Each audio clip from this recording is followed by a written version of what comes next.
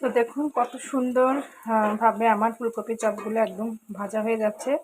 তো দেখতেও অনেকটা সুন্দর লাগতেছে, আর এত সুন্দর একটা স্মেল আসতেছে কি বলবো আপনাদের। আপনারা যদি এভাবে করে খান তাহলে অবশ্যই আপনারা ওই স্মেলটা পাবেন, আর খেতে কিন্তু আসলে অসাধারণ লাগবে। তো এখন আমার অলরেডি ডান। এখন আমি এটাকে উঠিয়ে ফেলবো। তো আর বেশি ভাজবো না। তো দেখুন এখন আমি এখানে টিস্যু পেপার রেখেছি, এখানে আমি উঠিয়ে রাখবো একটা একটা করে। তো এই তো আমি ফুলকপি চপগুলো প্রায় আমার হয়ে গেছে, প্রথম ব্যাচে দিয়েছিলাম।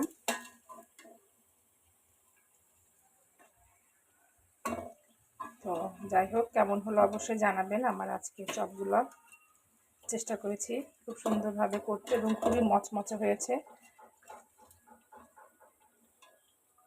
তো চেষ্টা করছি খুব সুন্দরভাবে করার জন্য, এবং খেতেও অনেক মজা হবে এবং মচমচে হয়েছে। তো বাকি যেগুলো আছে এগুলো আমি এখন করে ফেলবো।